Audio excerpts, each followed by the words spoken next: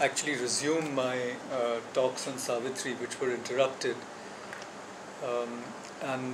So I'm extremely grateful to the Sri Aurobindo Society of Singapore, to Kashyapji, to Venkatesh, to all of you for giving me this opportunity, because I had this feeling in my heart for the last several months that something was incomplete, that I should not leave this series half done. In fact, I was speaking on Savitri at the Delhi ashram. Again, there it was the first Sunday of every month for more than 3 years. And with some gaps, when I was abroad, I missed a couple of Sundays, but it was fairly regular, almost 3 years, I think. And then I had come up to, I think, book 6. And then there was a gap, and it was left like that for, several years. And as I said, I had this feeling in my heart that it would be very unfortunate if Mother did not permit me to complete the series, at least once in my life. And I hope that once I get started here, it will go on to finishing this epic, because it is a very big poem, as everybody knows. How many of you have actually read Savitri, all the 12 books? So there are a few people, and I'm sure there are many people in this room who have been reading Savitri for much longer than I have. But I've been reading this poem for about 30 years now. And the first thing I wanted to say was how much the world has changed in these 30 years. Because when I reflect back to, when I first started reading Savitri and today, our own resources to understand this text have increased manifold. In fact, from the time that my series was interrupted in Delhi to now, maybe 6-7 years have passed. But even in these 6, 7, 8 years, a lot has happened in the world. Not just in the world outside, because often, Aurobindonians, if there's any such word, are fond of interpreting the events in the world in terms of the philosophy of Sri Aurobindo and the Mother. And they want to see signs of changes, signs of supramentalization, signs of, the world order undergoing a fundamental transformation. And some of this is true, because we are getting more and more globalized, more and more integrated. And to that extent, definitely what Sri Aurobindo had predicted would happen is actually happening. But it's a very tempting exercise, but there is no way to verify whether we are on the right track or not. But when it comes to Savitri, I can tell you that, as I said, the world has changed considerably since I started reading this poem 30 years ago. 30 years ago, not many people had read Savitri. Even today, not many people have read it. It's not a popular book. It's not a popular poem.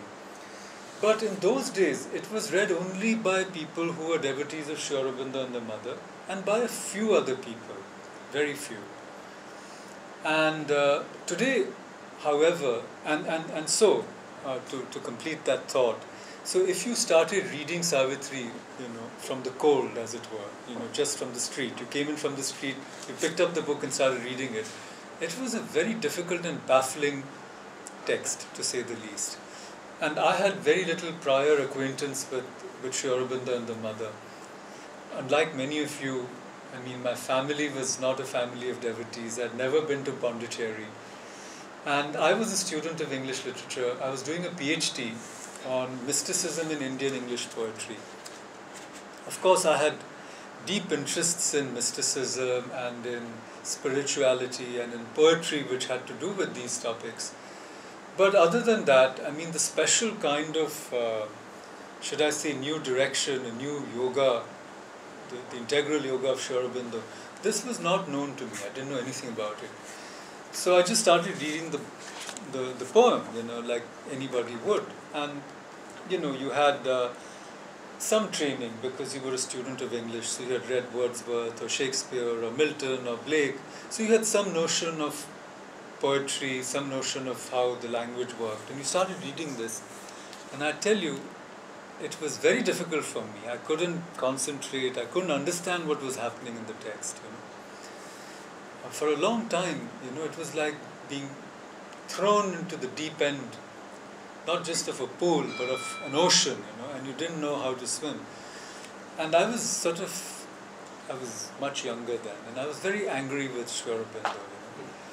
I was very cross with him. I said, listen, I mean, you've written this 24,000 line poem, just to, so I was, as I said, I was quarreling with Sri Aurobindo, and I was saying, you've written this 24,000 line long poem. Whoever writes poems like this in our times, and just to torture people like me, who are students and who have to read it, So as I said, I had this running quarrel with Sri Aurobindo. But I must tell you that somewhere along the line, my whole mental attitude changed. And it was as if Sri Aurobindo was actually telling me, child, I mean, don't resist. At least open yourself and see what's happening. And that became my watchword, really. So I think the first thing is that many of us, of course, are very open. So I don't have to tell this to this kind of audience. But see, even then, I think we are open in a certain worshipful manner, which, in my own opinion, at some level, it blocks our understanding of this text. Because what has happened with Sri Aurobindo and the mother and their teachings or their work or their message or their writings or the yoga itself is that, I think we've become too devotional and the mind is suspended somewhere. And I keep saying there's a kind of prevailing anti-intellectualism in ashram circles or in Aurobindonian circles. Because Sri Aurobindo said the mind is not everything. We all know that. But the mind is a lot.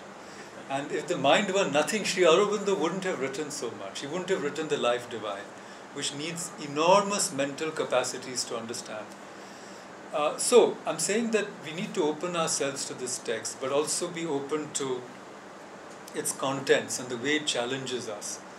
And so what I wanted to say is that those of us who are interested in a deeper study of Savitri are very lucky today as opposed to 30 years ago. Because 30 years ago, as I said, there were a few books on Sri Aurobindo, a few books on which talked about Savitri. One notably was Prema Nandakumarji's book, which compared Dante and Sri Aurobindo. And of course, her father, K.R. Srinivas-Iyengar, a great scholar of English, had written a biography, and there were other sources. But the fact of the matter was that the readers of Savitri were divided into two camps. On the one hand were the devotees who regarded it as a sacred text, as we still do, like a modern Veda. And then there were the other people who were not entirely stupid, who probably didn't have an opening, but they were in their own way sincere. And these people basically, and there were famous people there. They included Nissim Ezekiel, R. Parthasarthi, A.K. Ramanujan, P. Lal, who started this whole study of modern Indian English poetry, K.K. Daruwala, and A.K. Mehrotra, Arvind Krishna Mehrotra, and a whole host of contemporary Indian English poets. They were very allergic to Sri Aurobindo, and they said, this kind of language, because you see, they were coming in from the modernist point of view, and they were interested in a different way to use language, which was also very valid, the kind of language that was used by Ezra Pound and T.S. Eliot and E.E. Cummings, Wallace Stevens, the great modernists who changed the way English language worked. There were the Romantics who wrote in a particular way, and after the Romantics you had the late Victorians, Tennyson, Browning, and so on. And then these modern poets started writing in a very different kind of language, in a very different kind of style. And Sri Aurobindo, who started writing Savitri in 1916, when modernism was just beginning, and kept working on this text for so many years of his life, for about 34 years, till the very end of his life, till 1950, till December 1950 he was working on Savitri. And it's still unfinished, certain cantos are unfinished.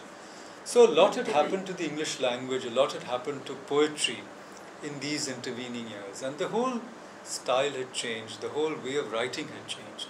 So these Indian English poets like Nissim Ezekiel, whose first book was published in 1950, they started reading Savitri and they said, what is this?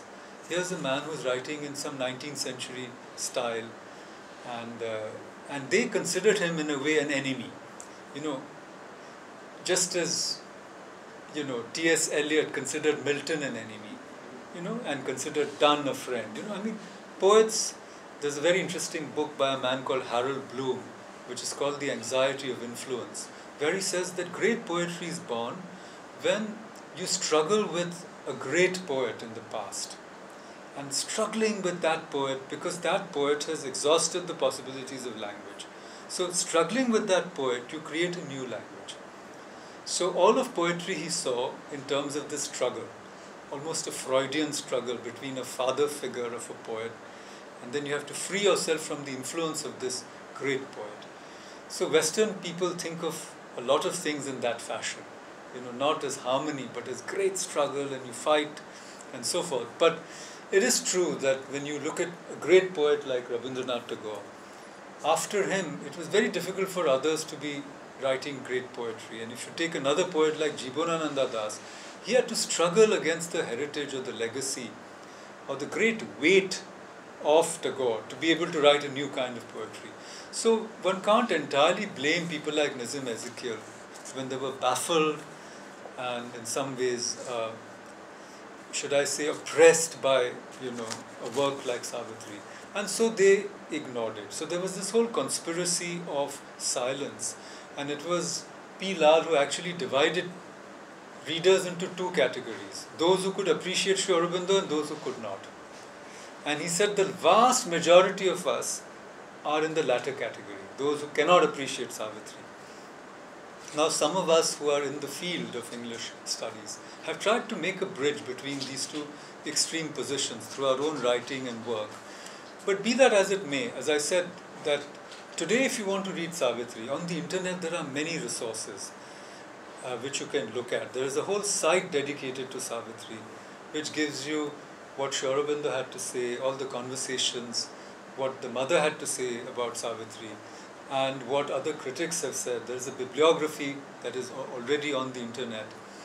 And there are groups of people all over the world who are reading this text again and again and again, and reading it in many different ways. There is a group which reads Savitri and then they read some portion of the agenda, and they want to see how both these are working together, and they feel that there will be some inner change that happens when they do the two things in tandem. There is a Savitri Bhavan in Auroville, which is dedicated entirely to the study, preservation, and propagation, dissemination, understanding, appreciation, insight, whatever you want to call it, relating to Savitri. So the world has changed, and Sri Aurobindo's poem, which was not accessible to many, many people, is now more and more accessible. And in the internet, you also find readings of Savitri. You find the mother reading Savitri, for instance. And some of this is wonderful because it gives you a new way of approaching the text.